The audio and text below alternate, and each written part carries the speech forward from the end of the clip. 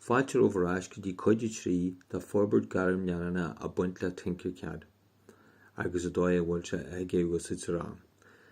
In san fí seo ba méidir gorc ar cruinneas agus smacht a bheith ag bheagún ar Tinkercad agus méide úsaid sa rang go laethúil. Sa chéadáid ba méidir gorc ar smacht agus an seo tá méidir gorc ar cuid na gréthe smacht a tal fáil ar Tinkercad. Seo rint donna monlaí tá deanta gums a hara piece of ammo. Nas mílim chuid na min saoil seo a bhrisú suas heaglam sinna dhéanú an seo. Heaglam iad a bhrisú suas má thorm tús le tionscla bhuair rud a bhfuil le feiceáil go má dhéanú an seo. Chora mé an aim tionscla bhínar agus sin deanta heaglam bhil a raon sin agus tús a chur ar déar uair.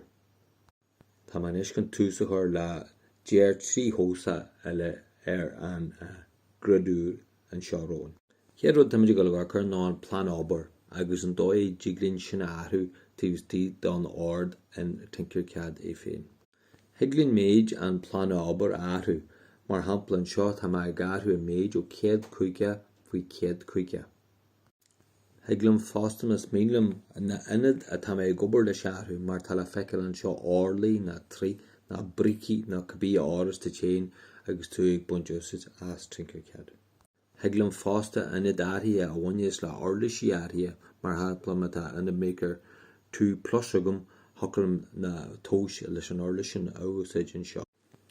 Le méid an plan abre sacrí agam leis tá go legar go dín méid a heaglam an snapgrille ná an snapgrid a dhéanú a bhés fástanna an obair tá mé go le dhéanú.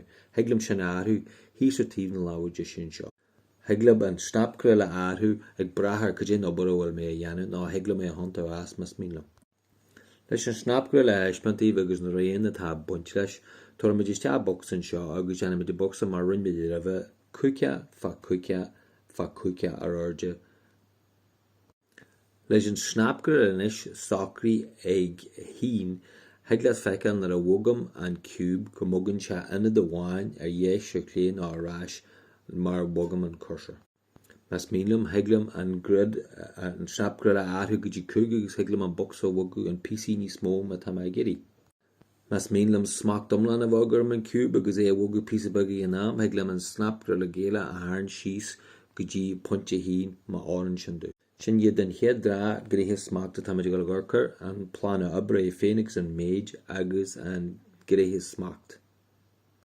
Mar tá deanta gine roimh heaglinn min saoil a bí a áthú agus méid a tharnt hartra leanana. A nes tá méid go legar ar aichear a bug a heaglinn úsaid leis an córéir a choneal nar a tá méid garthú. Ma tá méid géirí méid min saoil áthú agus an córéir a choneal heaglinn sin dhéanú a buinteosaid as an córas smacht control agus zéad. An sin mar roiníonn méid an crippa shift heaglinn an cóineal mar tá deanta sa dearag an seo tharint agus íar an min saoil ní smó agus le slú a coininn sé an crú céar na ríthe ama. Smacht eile ód agad an Tinkercad ná má bhrúann tú an saide sa thuas agus jó tú réan a faoi.